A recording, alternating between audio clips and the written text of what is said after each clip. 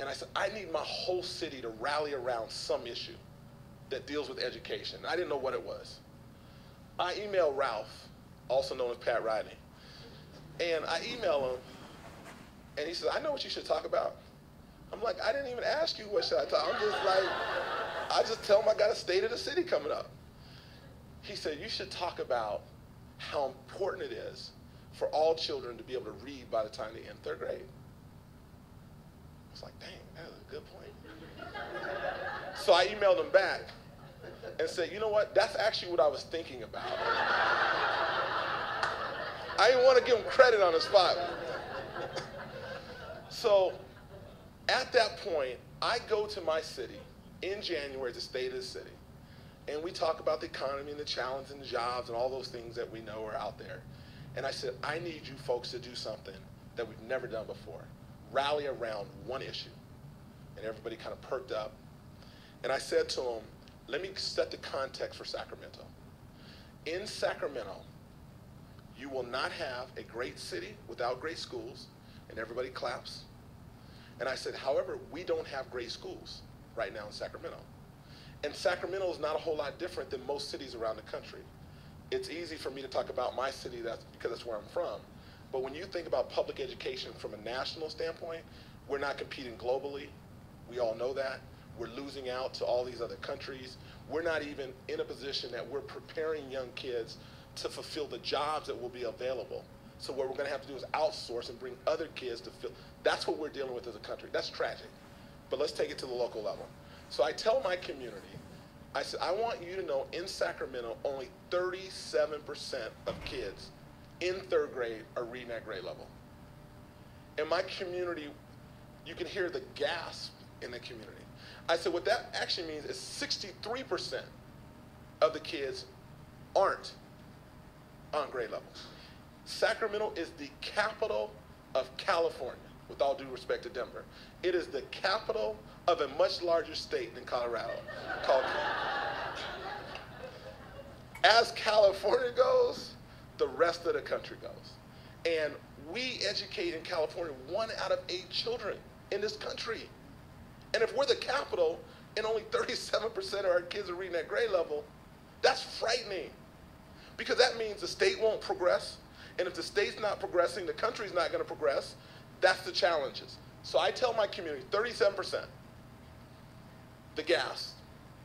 I then tell them, did you know that if kids are not reading at grade level by the time they leave 3rd grade, 75% of those kids will never catch up? Gas number 2. That means if a kid isn't reading at grade level before he leaves 3rd grade, the chances of them ever reading at grade level is slim to none. Community gas. Number 3, in Sacramento, we have 19 neighborhoods with different zip codes. In Sacramento, 19.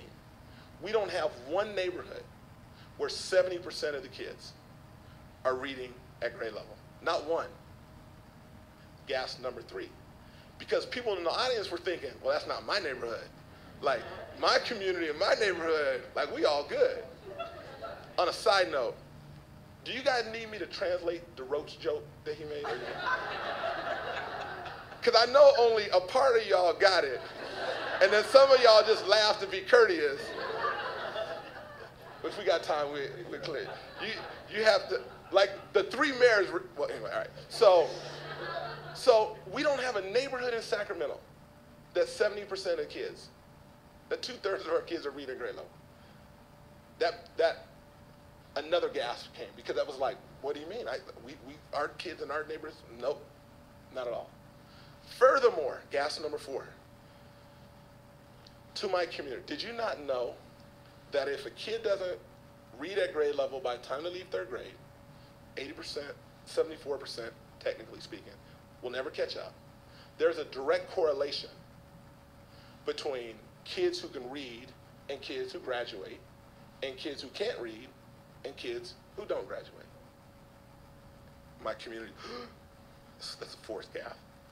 So what that means, if we want to fix the dropout problem, or if we want to improve the graduation dynamic, I'm good with a multi-pronged approach. I'm good with trying to do it when kids are in middle school and high school. But if we really want a long-term approach, we got to start early. And third grade means 0 to 4 and 5 and 6 and 7. Let's not get confused. We're not trying to start in third grade. We're using third grade as a very important benchmark to measure, just like we do at graduation. So my community's like scratching their head. I said, furthermore, there's an achievement gap. And I had, anybody not know what an achievement gap is? Okay, sorry. My community is not as sophisticated as the Denver crowd. So, see, I'm fair. I'm admitting it. I appreciate it. Okay. On a side note, he did call me the old mayor. I want you to know when he first started, he had a full head of hair, just for the record. So going back. So the next point I tell my community, I said there's something called an achievement gap. And what that achievement gap means, white kids that are a certain level and black and Latino kids are at a certain level. And I said, when you think about graduation rates, when you think about reading, they're like, I can feel them say, okay, connect the dot. If 37% of all kids are reading at grade level, then what do you think that number would be if you disaggregate and get down to black and Latino? It's like 20%. In Sacramento, not Denver, not Providence, in Sacramento, over the last 8 years, we've closed the achievement gap by 5 points in 8 years. Okay, let me give you a little more context because this became my next gasp for my group. I said there's a 161-point gap right now between white and black and Latinos. In an 8-year period, we've closed at 5 points.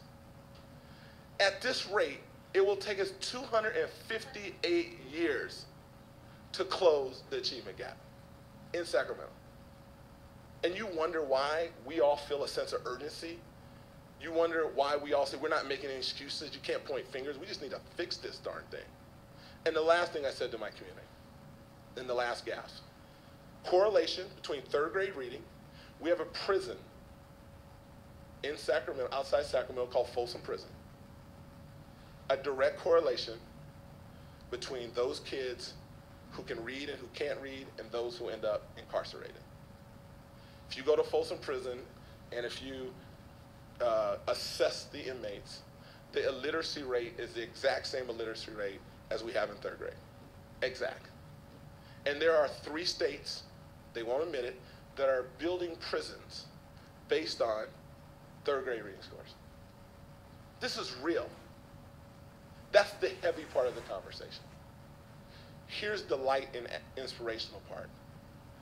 There are things that we can do about it, and we can fix it, and we can change this trajectory if we all collectively work together.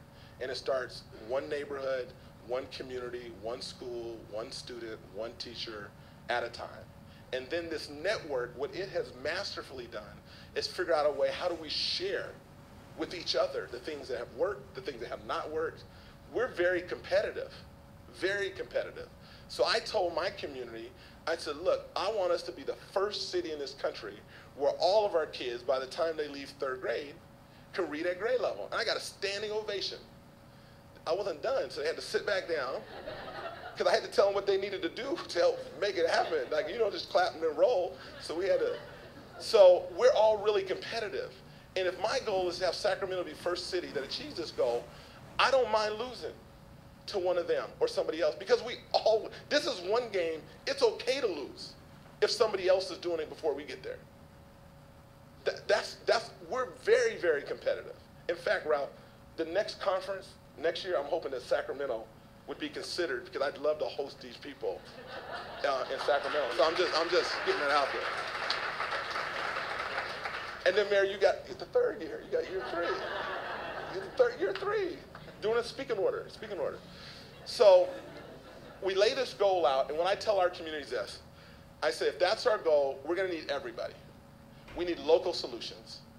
Yes, we need to do things at the school that deal with school readiness, school attendance, and summer learning. You guys all know those challenges. We need to tackle those.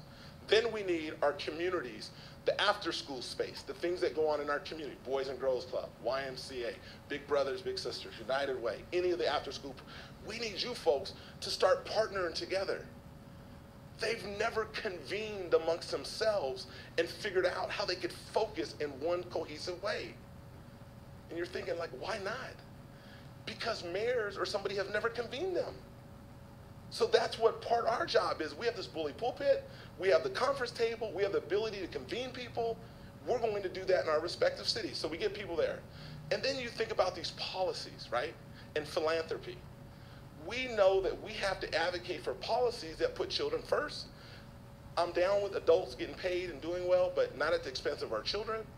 And then we also have to advocate and get our funders and our philanthropic community to directly spend those dollars in a very strategic way. So in Sacramento, I got all our funders together, and they normally give, 25 grand or 5 grand to 100 different places, which is great.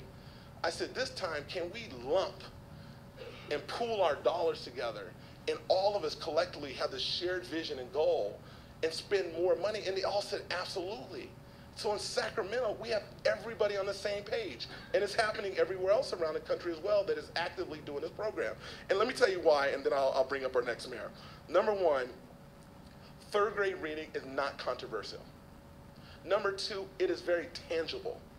Everybody can feel it and understand what that means for a kid. Grade level reading. Number three, it's high impact. That if you do that, the benefit and the reward long term is tenfold. Y'all know, California costs like 70 grand to put people in prison. And we're spending that at an exorbitant rate, and we're not, but we can fix that on the front end if we do that. The next one that's important, it was a way to rally a whole community around a single issue. Number five, laser focus.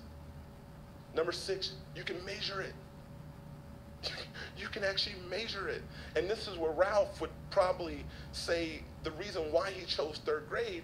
When you get in 5th and 7th and 8th and you try to measure things and use data, it becomes more controversial to teachers and how you go about it. Denver actually is doing a great job here again. But who's going to disagree with evaluating and assessing whether kids can read in third grade? Like, nobody's going to do that. That's not going to happen. So this is why third grade is so critical for all of us in our community. So at the end of my presentation, I tell these folks that we need all of you. I need the business community to adopt a school. I need a business community to allow your employees on lunchtime to go mentor and tutor. I need seniors who have retired to raise your hands. They raise their hand. I said, you got to come out of retirement. You got to choose a school in your neighborhood. All of a sudden, everybody in the room was raising their hand and trying to figure out how to volunteer. That was in January. We had an official launch, we did a plan, and in August, we had 800 people in our community come out and sign up for this pledge and commitment by 2020 that